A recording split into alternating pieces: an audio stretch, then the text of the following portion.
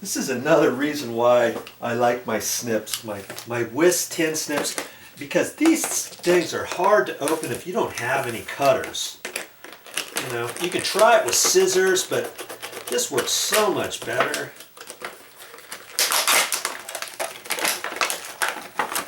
So I'm going to open up these packages and get ready to go.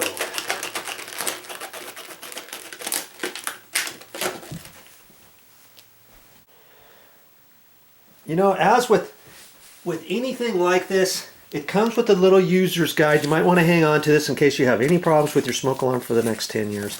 And there's probably some directions in here on securing it and mounting it and resetting the alarm and all that kind of stuff. Make sure you check all that out, okay?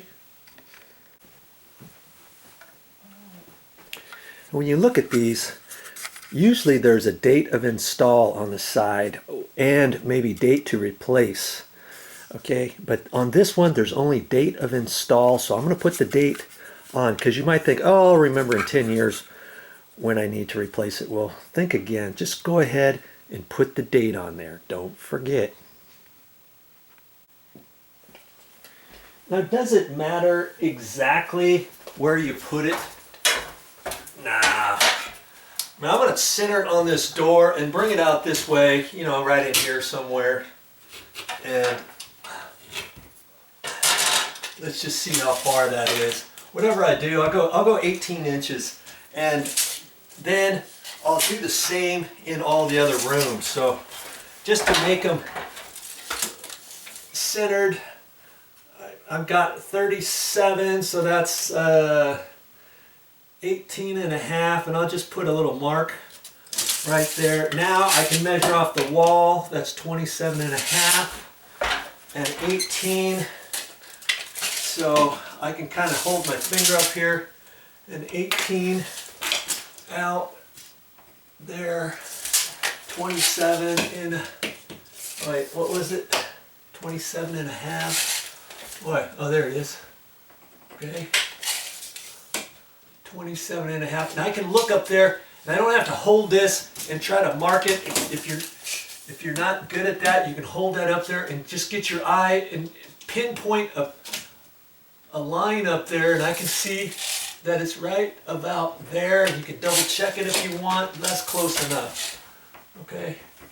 That's going to be the center of my smoke alarm. Then I can kind of hold that up there and just eyeball it, you know. And there's two mounting holes, and I'm just putting a pencil mark on both sides of that where I think it should go. Okay. Now I can take my little scratch awl. But this is actually a little ice pick. Okay, I do have a scratch awl too. Let's see what that looks like. See here, it looks pretty much the same. And usually I'll get one with a metal tab there. That way when you tap on it, you won't eventually mark this up or crack this off. But, you know, hey, I got what they had at the store at the time. Let's go ahead and use a scratch awl. And I'm just going to poke up there in the two marks. Okay.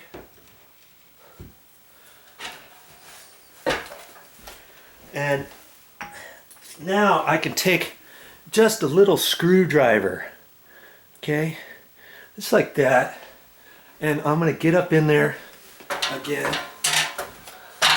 and push this all the way up. Just twist it back and forth. Make sure I'm not hitting anything. This is the time that I'm hoping not to hit a ceiling joist or anything up there, because I've got little plastic anchors for that. Before I make the hole any bigger, I want to look at my plastic anchors that came with the container, the smoke alarm. And see, here's the little plastic anchors. See, they're pretty small. And then here's the screw there. The last thing I want to do is make the hole too big, because I don't want this to spin in there, okay?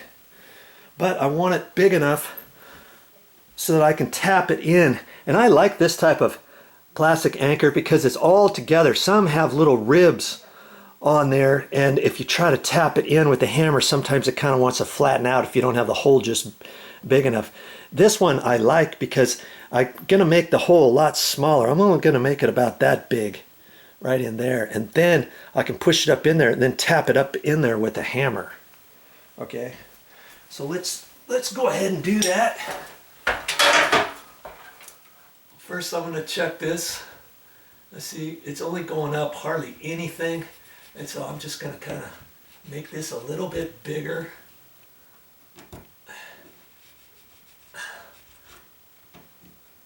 That's looking nice right there. Okay, there.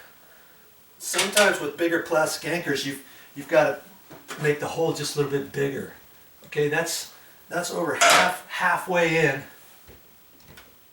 Okay, I'm liking that. Now I'm just going to tap it up. Make it flush with the ceiling. Good. Boy, we're almost there. Now, all I got to do is put the screws in. Now I've got the screws. I don't have to hold this up and try to put the screw in and all that, because on this it's got, you see there's a big hole there, so the big screw head will fit in there, and then you just swivel this and it doink goes right there. So I can start putting the screw in now, put it in that hole, and then just swivel that over. You see what I mean? So we'll get up here and put the screw in. I'm only going to put it in about halfway, and with the plastic anchor that's spreading out the inside. But see, if I would have got the plastic anchor, the hole too big for the plastic anchor, the anchor would start spinning right now. And we don't want that, do we? Okay. That. Now I can hold this up there, push it in there, and just twist it like that, let go of it, and go ahead and screw it up there. And just make it snug. You don't have to over tighten it because you're only going into plastic anchors. Okay. Okay, there we go. Yeah, see, the battery operated ones are pretty easy because there's not a whole lot to them. So now I've got to hold that up there.